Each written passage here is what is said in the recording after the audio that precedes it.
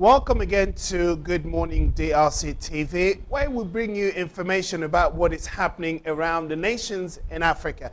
And as you probably know that, we focus here mainly on what happens in Africa. As in recent months, we have been talking a lot and sharing about what has taken place. And unfortunately, many of it was to do with coup d'etat and violence and things like that that have happened, that government that has been toppled down and president that have been, if you like, taken out of power, and military sort of interventions and so on and so forth. There is a lot that happens, though, that we obviously don't cover. But today I wanted to do something a little bit different, and that was basically to give you a different flavor of the images that we have in the nations, in the Democratic Republic of Congo. Let me just say one thing, though.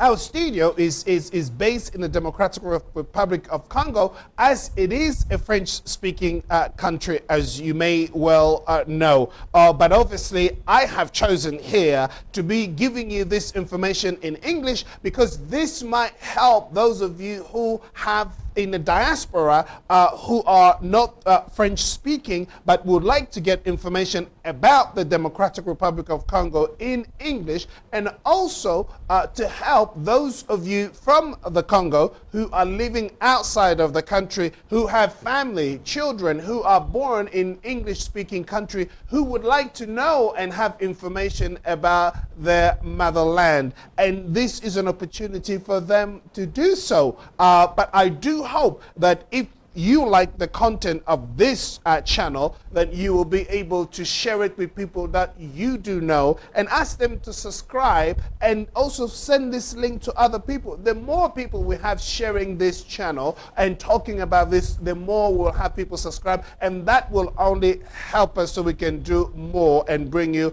a lot of good content. Now, what I wanted to do today, as you may be able to see, the images of the Democratic Republic of Congo. So many times when we do talk, like I said, it's all kind of, negative. It's all about, there is a war here. It's all about this situation that is taking place here. Most of the time, it is negative. But, wanted to show you some images, as you can see in the background. This is the Democratic Republic of Congo, and I want you to enjoy, while I tell you a little bit about what is happening here, I want you also to see these beautiful images.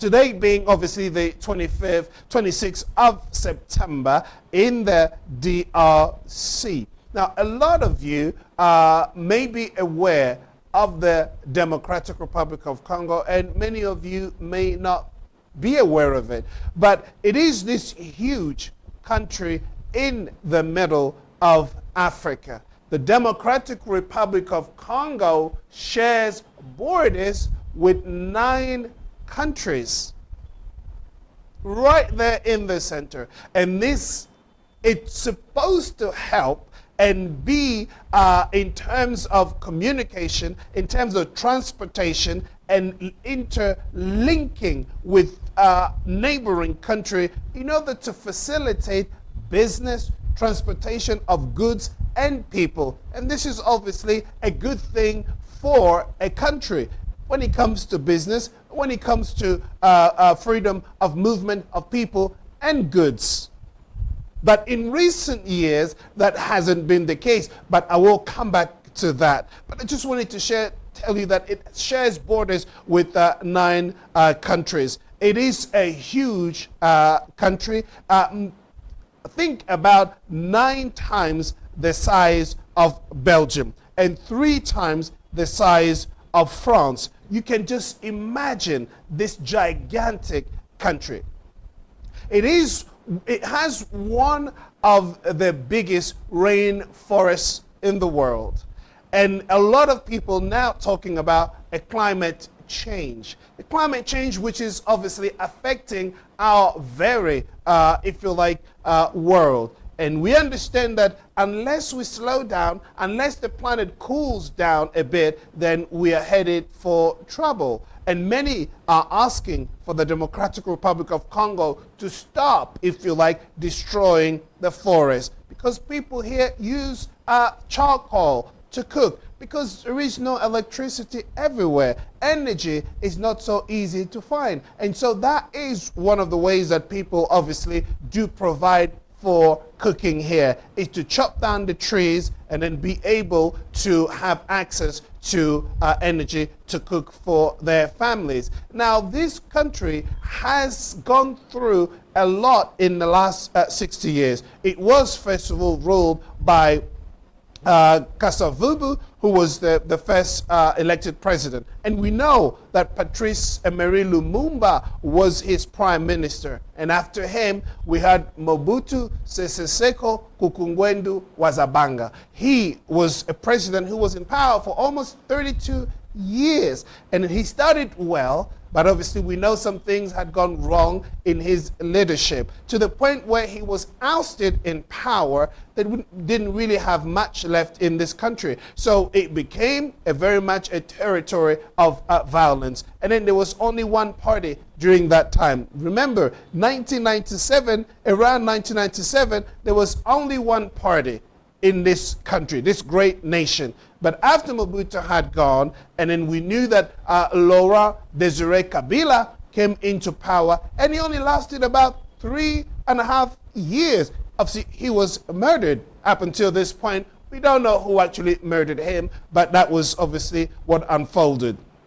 And then we know after him was Joseph Kabila, which is his son. And when he came into power, he found the country in the situation that it was. Apparently, he did some things in order to bring about the territorial integrity of this country, if you like. But he was in power for 18 years. And during all that time, there was always turmoil, always problems and violence in the eastern part of the Congo, which obviously has suffered a lot. And 10 million people have died. They've lost their lives as a result of the invasion from neighboring countries like Uganda, Rwanda, all of them obviously fighting for the minerals and the natural resources of this country which they so love. And it's a big chunk cake. Everybody wants to take a piece of it. And this is what is still troubling the country to this very day. And what we know, after Kabila obviously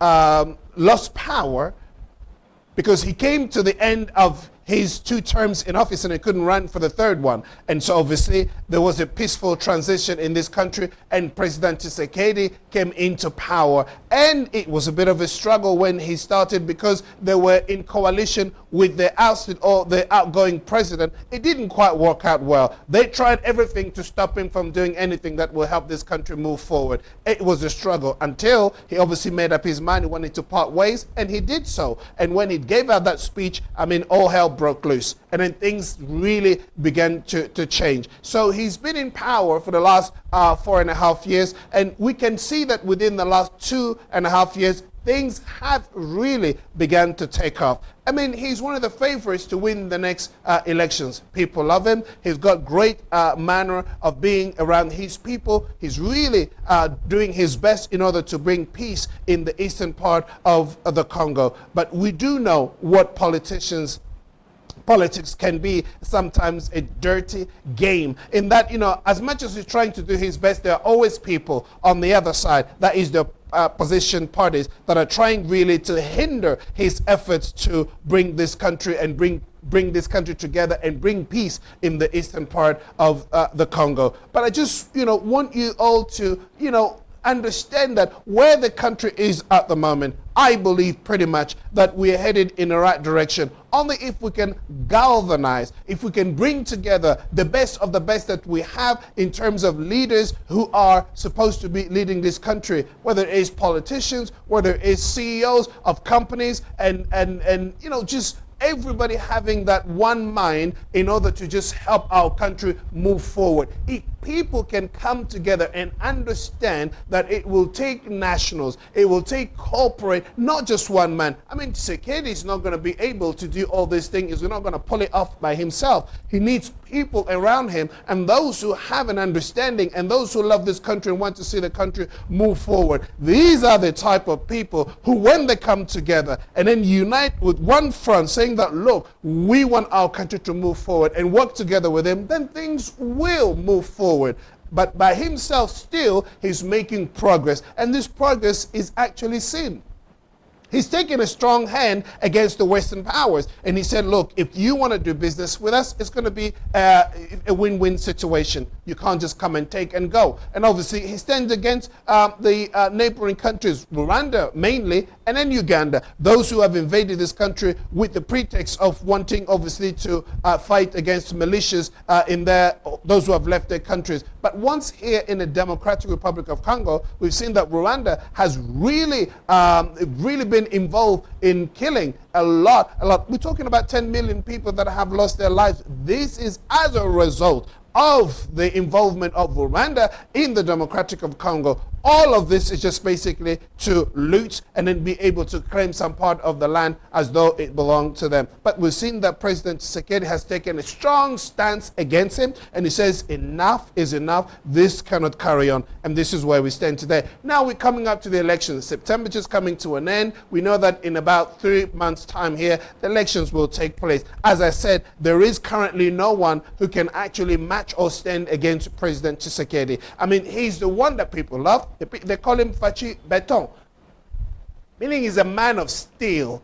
I mean, the guy, when you look at him, very soft, outgoing, and is well with people, but he's such a shrewd, he's a savvy politician. He knows what he's doing. He knows his game, and he knows that, he wants to pull the country out of where it is right now to a place where it can stand against around the concert of nations. And he's doing it so well, and he's just basically pulling everybody together, rallying the nations around him so that we can obviously move forward. I see in him not a man who wants to stay in power forever. He understands obviously what it takes to lead a country like this, and he wants democracy to thrive and to move forward. But like I said, you will always have those who will stand against him, and that's politics, that is democracy. But if I can say anything about our nation, is that we need to stand strong, we need to come together, we need to have one aim, that is to pull our country from wherever it is. Those of you who are in the diaspora, wherever you may be seeing this, all I'm saying to you, this is your country. If you are from the Democratic Republic of Congo, and many people, even if you are not from the DRC, yet you want to, call this home. I mean, what an opportunity, what a privilege. Well, get involved in some way or another. If you are in a diaspora, you want to invest, this is the time to do so. I mean, what a brain drain. Now, in this country, so many people have already left. And you are working, you are very skilled, you are in a different part of the world, you can do something amazing for your country. Maybe this is the time to think about maybe coming back and doing something that will help enhance or bless the next generation to come. So I'm inviting you to come to the Democratic Republic of Congo. If you do like this video and you want more of this, then let me know in the comments below and give me a thumbs up. As I said, share this video. As many people we can like, the more, the better it is for us, so we can bring content like this. Again, we'll love to see you next time in our next video. Take care for yourselves. Bye-bye now.